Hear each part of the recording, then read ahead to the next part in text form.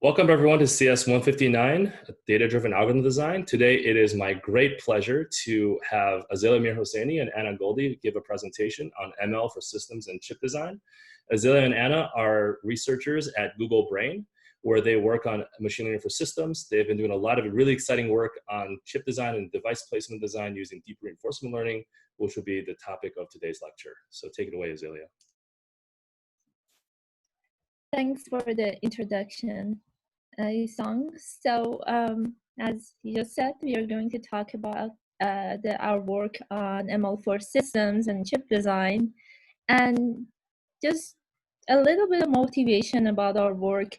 In the past decade, a lot of the success of machine learning is because of the great systems and the very powerful customized hardware that have been developed that enable running these algorithms at scale on large scale data and such.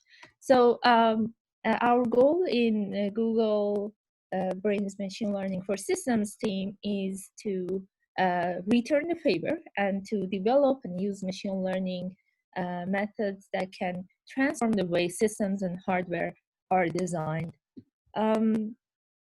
If you look at this chart released by OpenAI, you can see that since 1959 to 2012, the amount of computational power used in the largest AI runs doubled every 2 years. And since 2012, that's where deep learning started taking off.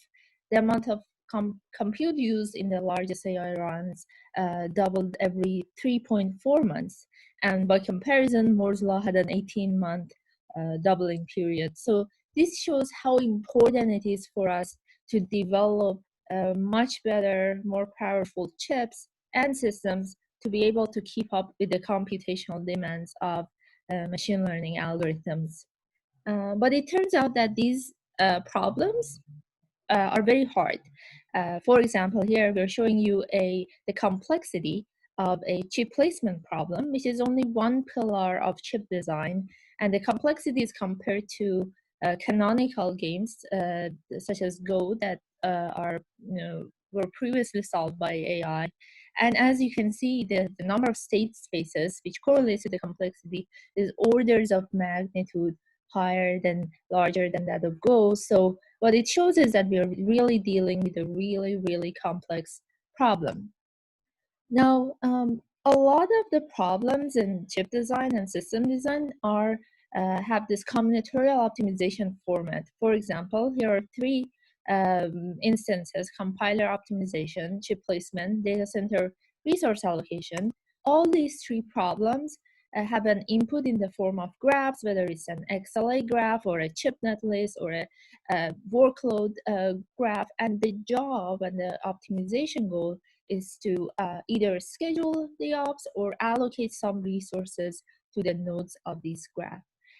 So combinatorial optimization, or in this case, resource allocation scheduling on graph data, is something that is very interesting to us, that appears over and over in systems and chips problems.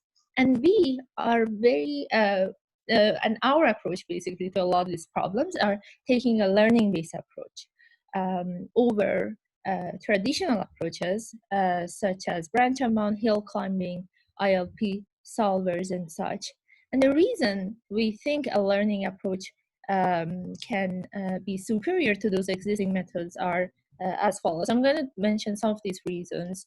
One, a learning-based approach can learn the underlying relationship between the context and the target optimization metrics and use that to kind of leverage the trade-off to optimize the objective in a way that might be less clear to say a human expert that is designing the optimization and are allocating those trade-offs by using rule-based methods.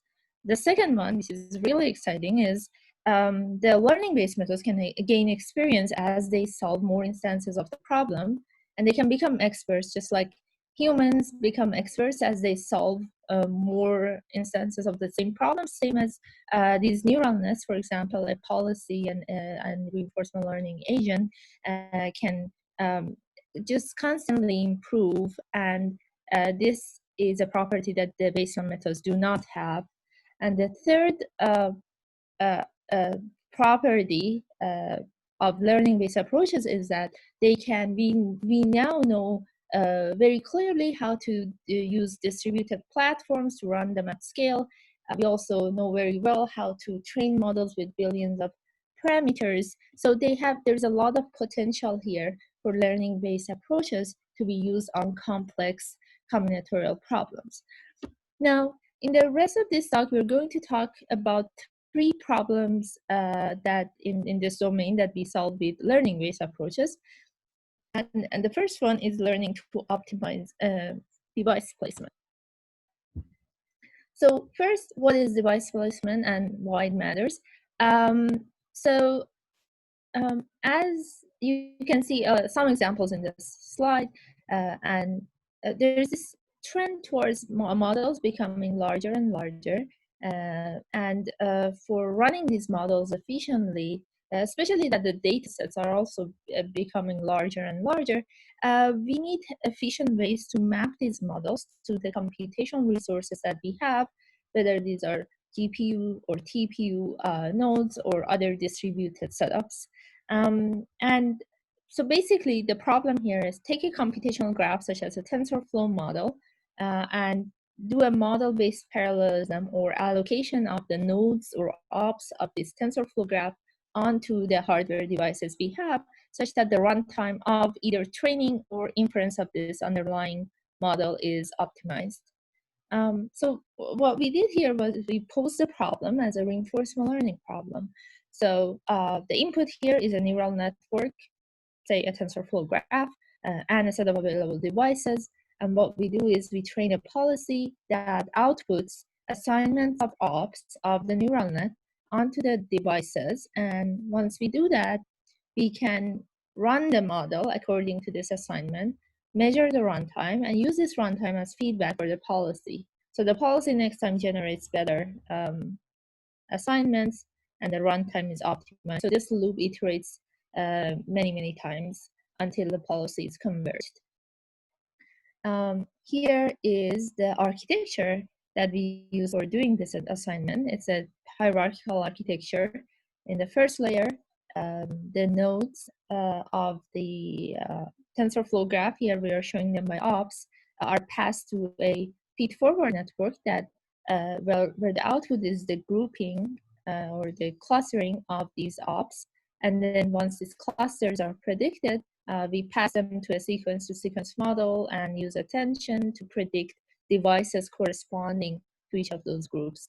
And once the training, and this training is done jointly, so both the grouper and the placer are trained jointly.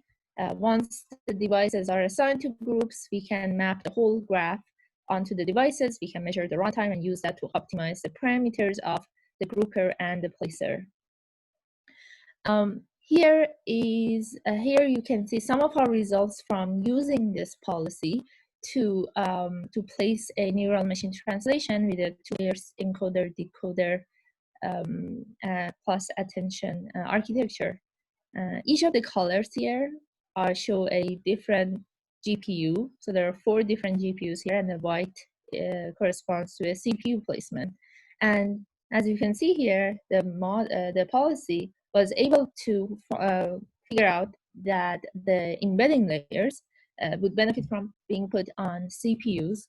And there are some other non-intuitive ways of placing, these are the LSTM cells onto different GPUs. But it turns out that this model works better than the baseline, where it was placing that, and at the time that was a state-of-the-art baseline that would place every layer of the encoder and decoder on a different GPU. So we tried understanding why the placement by the policy was better. So we looked into some profiling of the placement. On the left, you see the runtime or amount of computation time each of the GPUs spent on this task, and on the right side, it's the corresponding runtimes per GPU for the baseline method which was an expert design placement. And what we saw very quickly was that the policy could figure out ways to kind of balance the computation across the GPUs, whereas that was not the case for the baseline method. And the reason for that was that roughly two-thirds of the computation of training this NMT corresponds to backpropagation. So when the experts resign, experts use a kind of roughly balanced partitioning of the feed forward layer that which you can see here is the first half of these bars that didn't like kind of correspond to the full end-to-end training, and that's where the imbalance was coming. We tried this on other neural nets. Here is an inception a vision model, and each of these branches are different convolution architectures or cells that we have. And again, each of the colors are a different GPU, and the embedding was placed onto a CPU. And again, the interesting part here is that the policy could find some parallelism across the branches, and this is like without us explicitly telling the policy this is something we care about. We just wanted to optimize for time. So these parallelisms were found in some branches, and again, we were doing better than the baseline where we did a data parallel approach to the inception training. So we basically put an inception copy of the inception per GPU, and we did a gradient averaging in the end. So we called this baseline method synchronous towers, and then our method was RL based. And as you can see, again, we were doing better end-to-end from end-to-end runtime of the placement, but this time our baseline was completely data parallel and completely balanced from a workload perspective, and we weren't doing that when we looked into the characterization of the placement. So it wasn't workload balance, but when we look at the copies that the RL-based placement was doing, we observed that that was much lower than that of the baseline method, because in each round of updates, all the GPUs, the 4 GPUs had to share the gradient. So there's a lot of memory copies happening there. So this again shows that the policy was finding this implicit trade-off between mem copies and workload balancing, again, without us explicitly telling the policy that. So far in this work, what we have been doing was to train a policy from scratch for every new placement problem that we had.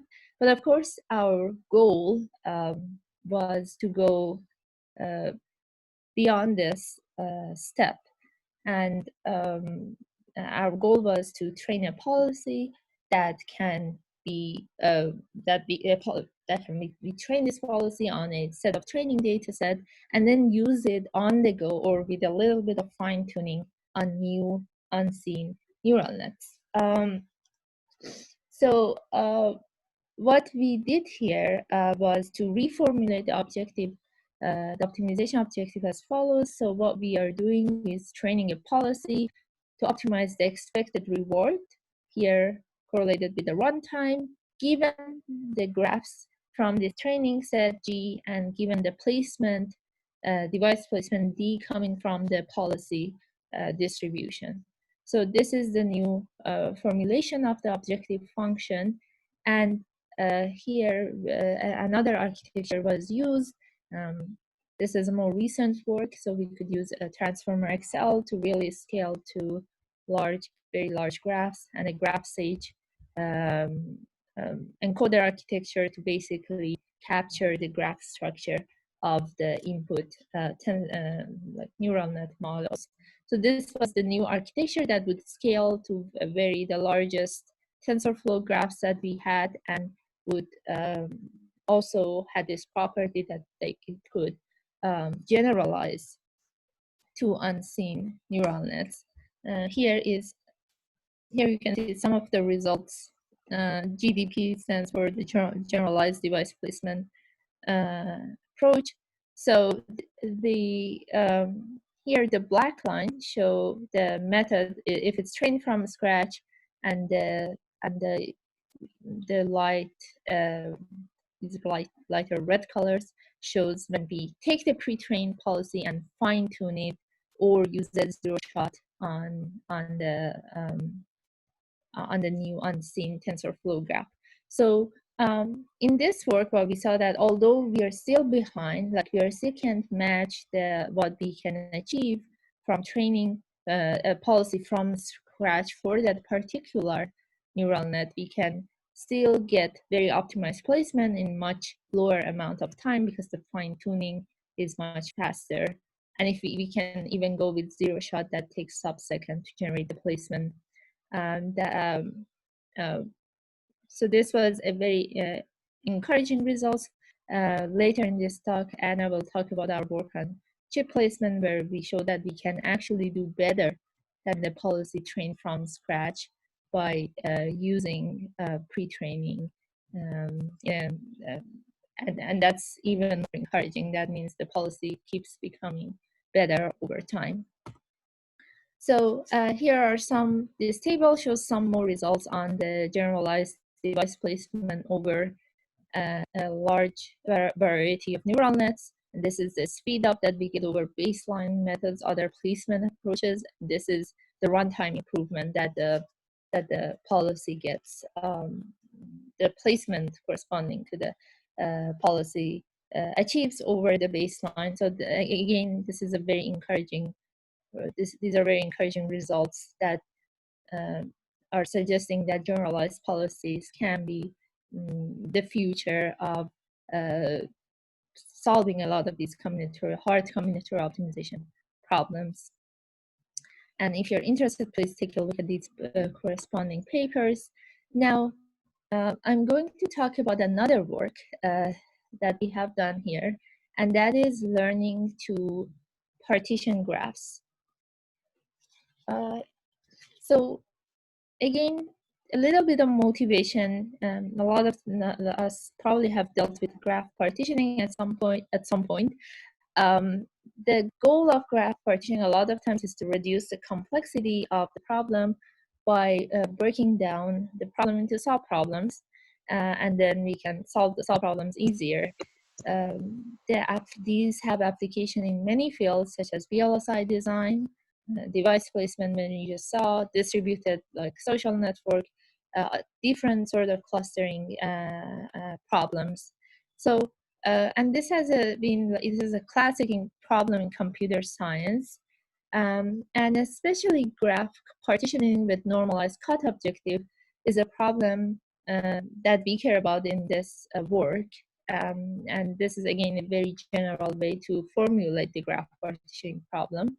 So the objective here is the following. We want to minimize the amount of cuts. We want to find partitions of the graph such that the amount of cuts or edges across the partitions are minimized, and also the volume or the number of nodes in each of the clusters are roughly the same. So the n cuts or normalized cuts can be defined as the sigma over the cut between every two cluster or partition divided by the volume of the cut between a cluster and all the other clusters, and then the volume of that cluster. So we thought, what if we take a learning-based approach to this problem, and that was to train a neural net. This is actually a very simple approach, a simpler way to reformulate the normalized cut with a learning-based problem. So we took a neural net that takes a node of the graph as input, and then it predicts the probability of assigning this node to each of the clusters. Let's say here we have only three clusters. So the output will be the probability of assigning this node to each of the clusters.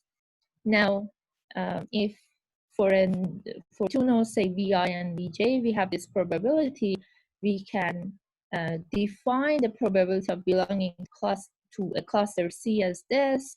Like this is basically the output of the softmax also we can define the expected cuts, like what is the probability of this node, like two nodes vi and vj, introducing an edge as follows. So basically, this is a probability of node I belonging to cluster C times the probability of node J not belonging to cluster C, and vice versa here. At the same time, we can define the expected volume of cluster C by adding, assuming node I and J with probability, these probabilities belong to cluster C, so we can just add this up and have the expected volume of the cluster C. So now that we have this, we are able to define these like expected cut and expected volume. What we can do is to rewrite the expected normalized cut objective as a function of the outputs of these neural nets, basically based on these probabilities, PICs, and so we have defined an unsupervised loss function that if we take the gradient and like optimize this loss function, we would get probabilities that are optimized for the normalized cut, because in the end we want to minimize the normalized cut objective. And the other and overall, this approach enables us to like easily explore different ways of, for example, clustering. By changing like the output layer of the neural network, we can have different clusters. At the same time, we can use features, and we can also use representation learning, such that the neural network uses the context and representation of the input graph to kind of guide the clustering. Here is an example of how this clustering works. Assume on this side that we have a graph. Here are these simple images, but the connection between the graphs are defined as the distances of these two images. Just by looking at this, an optimized cut here would be a cut here where then the partition, these partitions have the same volume, 3 nodes in each, and also there is only one edge across these two clusters. So if we look, and here now we are showing that this loss function that we defined, the normalized cut loss function, that as we go through iterations of optimizing this loss function, it will converge to a point where the softmax output for the neural network would look like this for each of these nodes here. And when we sample now from this, we take the argmax, these 3 cars would belong to the same cluster, and these other 3 birds will belong to the second cluster, because the softmax or the logit here are much larger. So as the loss is converging, these clusters are formed, and also this helps us to do a better, more optimized way of clustering without having to do any like everything end-to-end is differentiable in this approach. So the next step again for this project was whether to answer this question, that whether we can develop generalized graph partitioning methods, meaning that we again train this neural net on a variety of graphs and use that to quickly pre-train it, and use this pre-trained model to quickly partition new graphs. Again, what we have here is an embedding phase where we take the graph and embed it, and then we have the partitioning phase, which was what I was just describing so far. And this representation learning, or the embedding phase, of course, is very important for us to develop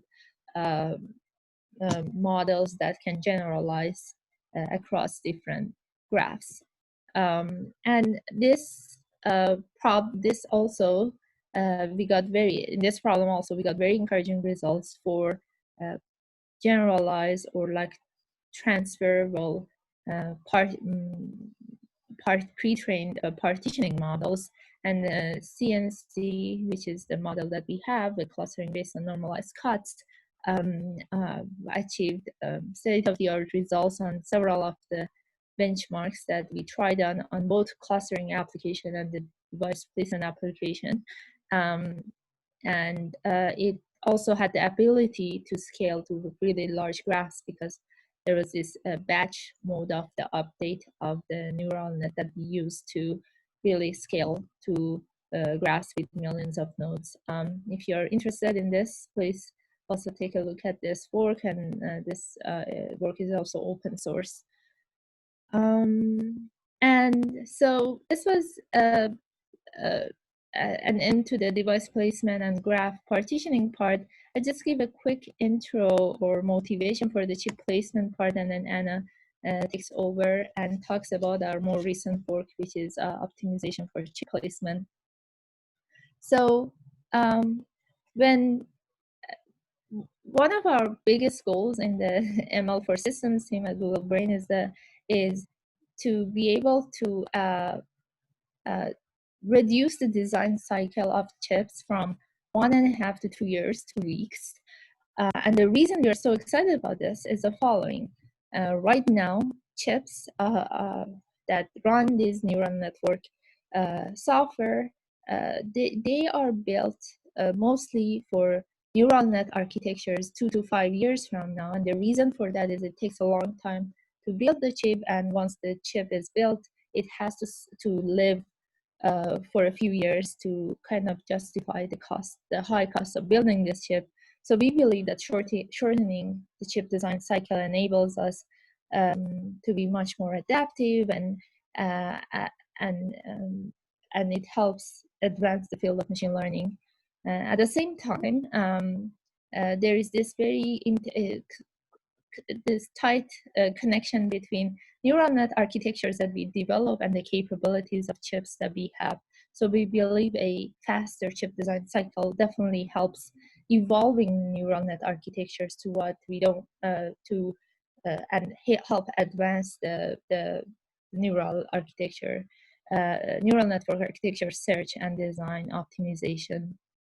And of course, the third objective is to develop cheaper and faster and more environmentally friendly chips. So this is our high-level motivation and goal in our chip design goal, and we definitely believe machine learning can help us a lot in achieving this goal. And with that, Anna will continue the rest of this talk. All right, I'm going to share my. Maybe Azalia should mute so we don't echo. I think you have to stop sharing, or I can't actually. Azalia. Okay.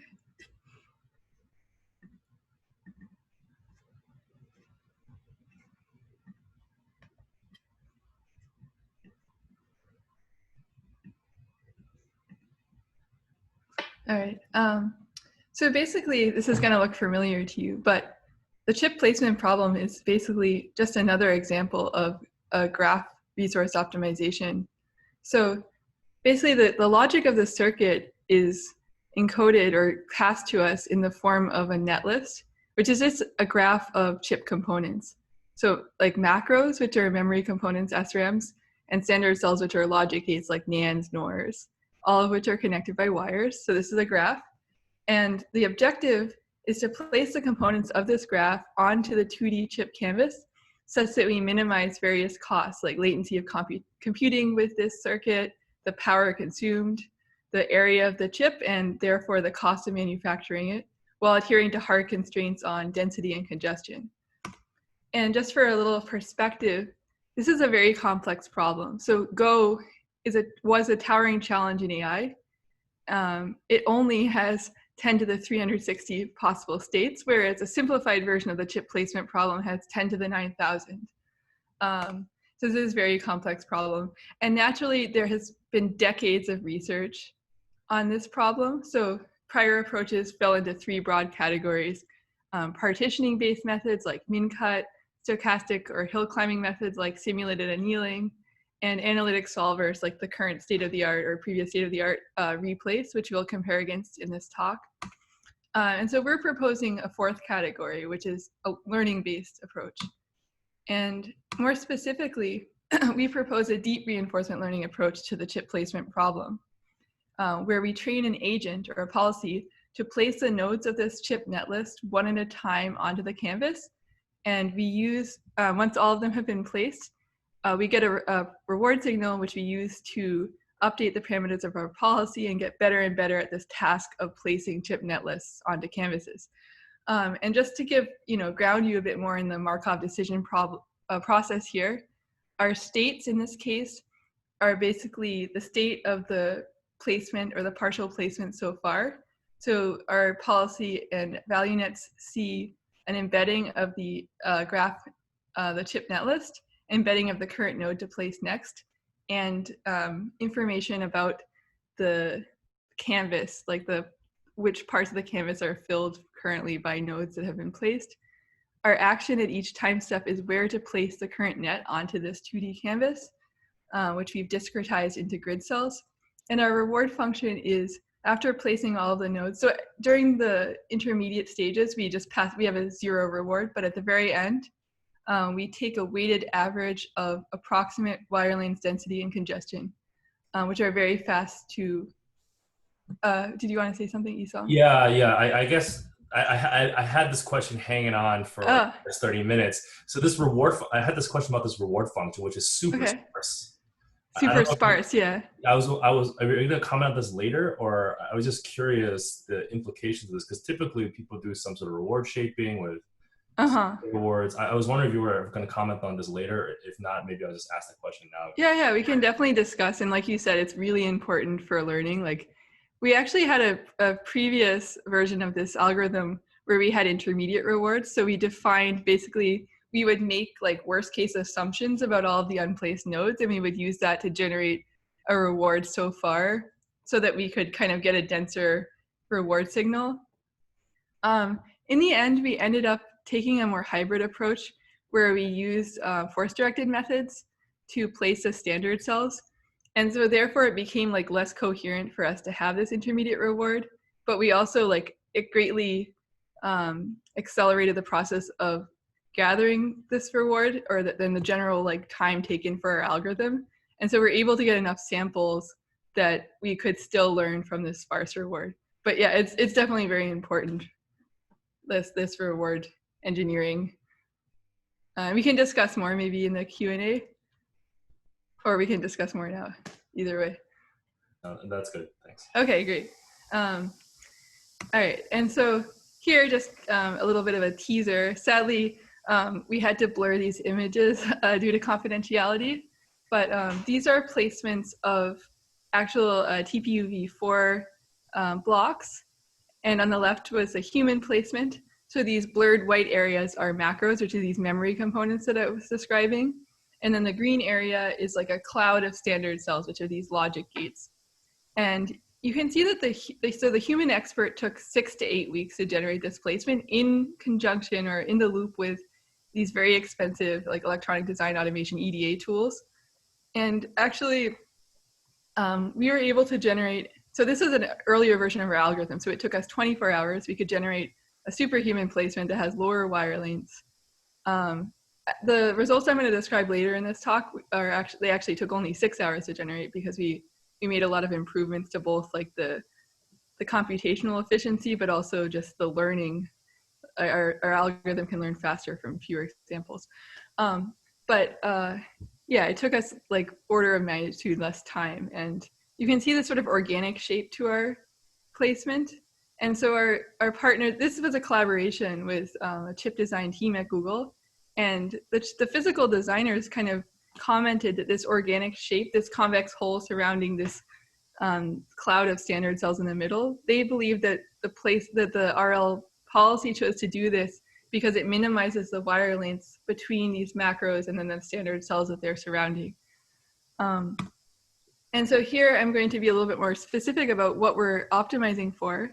So our objective function in this work is basically to minimize this cost, or to maximize the expected reward given a placement P of a net list G over basically the average expected reward of all the graphs in our training set G. And here our reward function is weighted average of, or weighted combination of wire length, congestion, and density. And as I was mentioning earlier, we take a hybrid approach in this work. So we train the RL policy to place the macros of the net list one at a time. And then we use force-directed methods, which is basically this method that models this entire system or this graph as a set of springs. So it kind of pulls tightly connected nodes towards each other. And so the reason that we chose to do this is because actually the macro placement problem is much more challenging in a certain sense. And it was kind of this unsolved problem because of the fact that the macros have non-negligible area. So standard cells are so small that you can basically model them as having no area. And so many approaches are unlocked by this. So you can take various analytic approaches and you can kind of almost prove that you have an optimal placement, whereas for macros, you cannot make these assumptions. And so we wanted to tackle this basically hard part of the placement of this overall net list. But we actually can reduce the complexity of the RL problem by focusing just on the macros. And now it's even more interesting part is that we can talk about like how can we train policies that generalize across this general problem of placing net lists. So the first version of our approach, and the one where I showed results for so far with that previous placement, was basically like the first version of device placement. We were optimizing for each specific placement of a net list onto a canvas and training a policy to do that instance of the problem. And we felt that we should be able to move towards training policies that are able to solve this general problem of placing any net list or any ASIC net list, or maybe even, analog circuits or other types of problems, which we haven't looked at yet. But we should be able to place any of these net lists onto canvases. And there's some practical motivations here. Like our chip design partners, they might say make some change to the logic of the chip or add more memory or partition it differently. And we need to be able to respond quickly. We should be able to leverage what we've learned on previous instances of the problem to give them a solution much faster.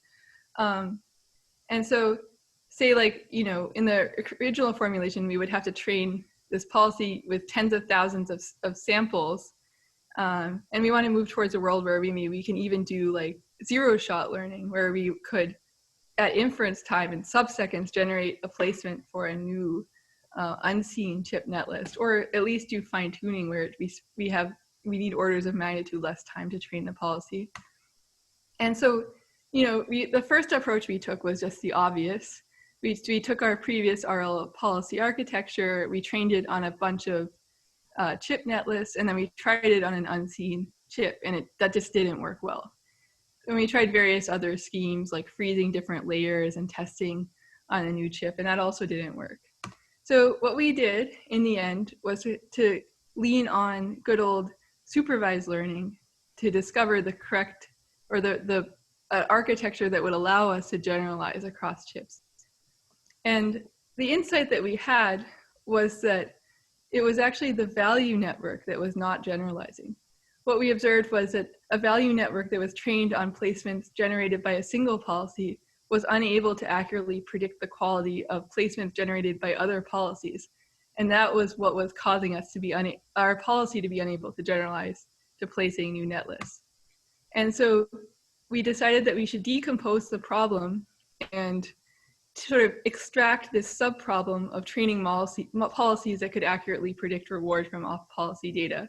Because basically we believe that if we were unable to predict reward across a variety of placements, then we would be unable to solve this general problem of placing chip net lists. And so in order to train a supervised model to perform this task, we compiled a very large data, or not that large, a somewhat large data set of 10,000 placements generated by vanilla RL policies at different stages of maturity or different stages of the training process. And that was valuable because it gave us a variety of quality of placements. And then in this graph, you can see different colors represent policies trained on different netlists. And so we then use this policy use this data set to ground the task of finding the right architecture that would be able to perform the task of predicting the quality of these placements.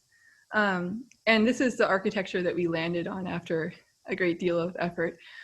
So at a high level, we take in input features, like features of the node, like its XY coordinates, its width and height, and the type of the node, as well as features of the graph, like the macro standard cells and clusters of standard cells that we are considering. And we pass all of that into a custom graph convolutional network that I'm going to describe. We also pass in netlist metadata, like the total number of wires and macros and the name of that netlist, which maybe gives the model some idea of the functionality or the goal of this chip block. We concatenate those features and we pass that into two fully connected models that will predict wire length and congestion. So now I'm going to describe a bit of this graph convolutional architecture that we designed. And at a high level, what we found was that other graph neural network approaches are much more focused on features of the nodes, whereas in our problem, it's actually more a function of the edges. So something like, if you're kind of trying to predict something like wire length timing, it's about like critical paths within this network. It's not really about the node features themselves. And so we took a kind of edge-based approach so each node is represented as this. So we feed features of the node, like the XY coordinates, width and height, into a fully connected network that produces an embedding for that node. We then concatenate the embeddings. We generate some kind of representation of each edge by concatenating the features of the nodes that they're connecting. And then we pass that into another fully connected layer to generate an edge embedding. Then we once again re-represent the features of the nodes as averages of their edge embeddings. And then we iterate multiple times until we converge. And at the very end, we can get a representation of the entire graph by just taking the mean of all of the edge embeddings. Okay, so that's how we are generating representations of this graph and of the nodes that we're trying to place. And we found that we were actually able to do quite well at this task of predicting the rewards for placements that were generated from a variety of different policies. We did better on wire length and congestion, which is kind of a noisier metric, but the correlation is there. And so what we did is we just take this architecture that we were able to find using this supervised task, and we use it as the encoder for our policy value model architecture. Just basically this component of this architecture.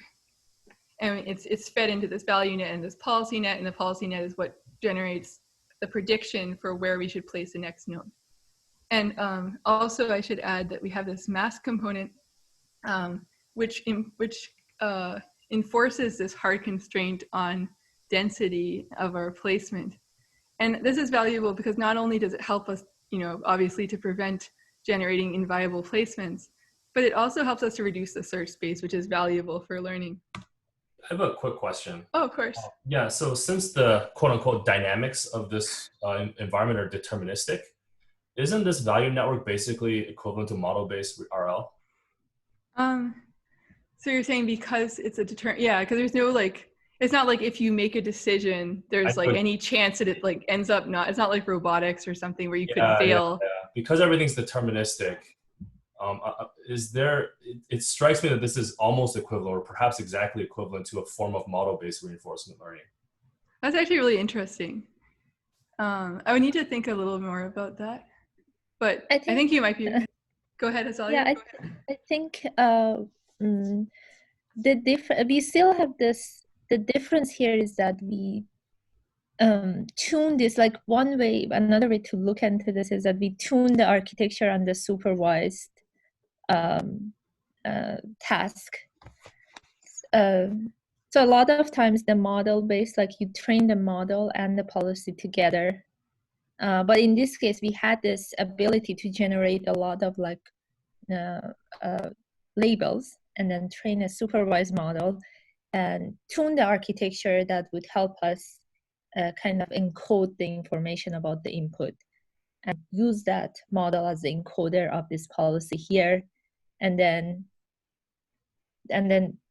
like leave out the supervised model, just use the encoder and go about training a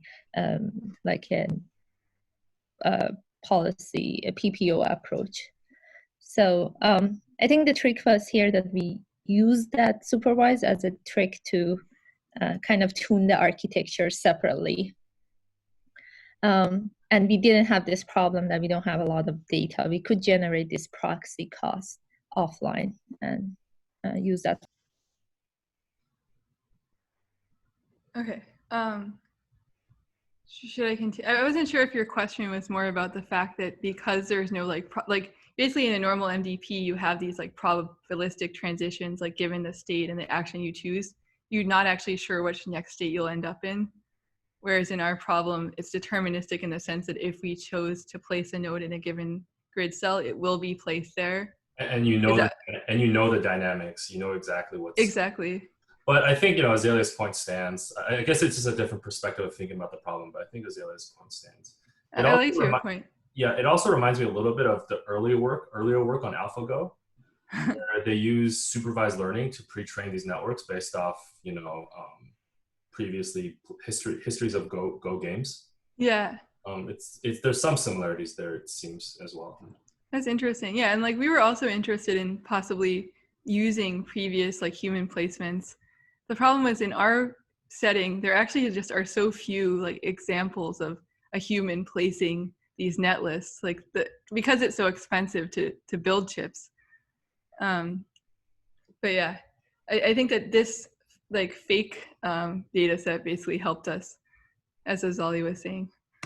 And so here, I'm showing on the left is a policy that was trained from scratch, and on the right is a policy that's a pre-trained policy that's being fine-tuned on a given chip netlist. And so each of these squares is a macro. And as you can see, the policy on the left starts out quite random, and it's going to take a while for it to reach a reasonable placement. Whereas the policy on the right, it starts out from the beginning being pretty close to the optimal placement for this chip netlist. And, it basically has this shape that I was describing earlier, where this sort of convex hole of macros surrounding this area in which we can place the standard cells or logic components. And this effectively minimizes wire lengths while maintaining acceptable levels of congestion and density. And here, I'm going to show this convergence curve. So basically, as you can see from this chart, so on the x-axis is the number of hours of training time, and this goes from 0 to 40 hours. And on the y-axis, we're showing this placement cost, which is our proxy cost. And so you can see from this that if you have a pre-trained policy that you're fine-tuning, almost from the very beginning, it is able to achieve a level of quality that's somewhat comparable to what this policy training from scratch gets after about 30 hours. So this really helps us to generate high quality placements much faster. And I think, as Azalia was alluding to, not only do we get results faster, but we actually show that a pre-trained policy that is fine-tuned has better quality than what a policy trained from scratch converges to after greater than 24 hours. So this blue line, the darkest blue line is, so the lightest one is 0 shot, which is also kind of exciting to us, that in sub-seconds you can generate a reasonable quality placement. And then as we get a darker blue, we go from 2 hours of fine-tuning of the pre-trained policy to 12 hours of fine-tuning the pre-trained policy, whereas the yellow is this policy that are trained from scratch. So this dark blue line is actually generating higher quality placements in less time than this policy trained from scratch. And I guess even more exciting to us was the effect of the size of the training, the set that we pre-train our policy on. So, and we actually don't even have that much data. So if you can imagine, what could we do if we were able to either compile or augment our training set to be much larger? So this this green line is a small data set of 2 blocks. The blue is 5 blocks, and a large data set is 20 blocks. And the x-axis here is how many hours of fine-tuning we perform on top of this pre-trained policy. So the very left is 0 shot, and we go all the way up to 40 hours of fine-tuning. And you can see that the effect of the size of the training set is very significant. And so, yeah, we're very excited about various approaches to increase the size of our training set. And then also on the right, you can see the convergence curves for policies that were pre-trained with different amounts of data. And you can see that the smaller data sets cause us to overfit more quickly to the set of net lists that the policy was able to observe. And here, as I promised, we compare against state-of-the-art method replace, as well as human expert manual baseline, which in our opinion is, as in every experience that we've had, has been the strongest baseline that exists, humans in the loop with EDA tools. And so replace here, and also I'm gonna explain the metrics against which we're comparing. So that's part of the complexity of this problem actually, was the fact that it's a multi-objective problem where we have to optimize at once for all of these different characteristics of the placement. So timing is related to the time it takes to compute with the circuit. So WNS is worst negative slack and TNS is total negative slack. So it's something like worst case time versus total time. Area is related to how much of the netlist did we actually fill up with the logic or the placement of the nodes. And I think the significance of this is basically that if you're able to place a logic in a smaller area, then you might actually be able to reduce the dimensions of the canvas onto which you're placing, which could potentially allow you to shrink the entire block, which would affects the yield. So it affects what percentage of the chips that you attempt to manufacture you successfully manufacture, which affects the cost of manufacturing. And then power, obviously is how much power does it take to compute with a circuit, and which also affects the cost of using this chip, as well as maybe the carbon footprint of it. And wire lengths is basically the total cost of the sum of the lengths of all the wires connecting all the nodes given the placement. And in and of itself, this metric doesn't matter, but it's strongly correlated with other metrics like power and timing, and it's much easier to quickly approximate. So people often consider that, especially in the academic literature. And then congestion is related to this concept of, so I've been describing this whole time that we're placing this onto this 2D canvas, but really it's actually 3D. And there's a certain number of layers or wafers that you can place onto. And so say that there are 12 layers and it's a grid structure, you actually only have a limited number of paths through which you can send wires. So you can only have, say, 12 wires passing in a horizontal direction or vertical direction at a given point in the chip. So if you exceed, it's actually a hard constraint. If you exceed that capacity, it will not be a routable design. And so this congestion is some measure of the percentage of the resources that you're consuming. And we look at the average of the top 10% most congested areas. And so here, like replace, that was a lot of explanation, but now you can understand this table. And so we've grayed out the placements or the results that are not usable according to our chip design partners because they have unacceptably high timing or congestion. And so in fact, replace mostly generates non-usable placements for these modern chips netlists that we're placing. But what excited us was that we actually also outperform human placements in most cases, which is a very strong baseline and sort of exciting in terms of like getting adoption and such. And we've gotten some media attention for this work, which is nice. It's nice that people are excited about this.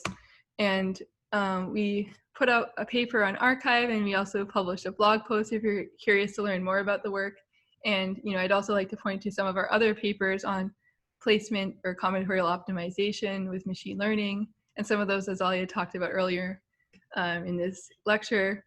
And with that, we would like to thank our collaborators as well, and we would like to take questions. So thank you so much.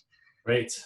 If you have questions, you can raise your hand or send it to chat, but I'll get started with a couple. Okay. I have a question about the environment, so to speak. I imagine there's some simulation environment for this. Yes, that's right. So there's sort of two levels, right? There's one is like our proxy, like the reward function generation.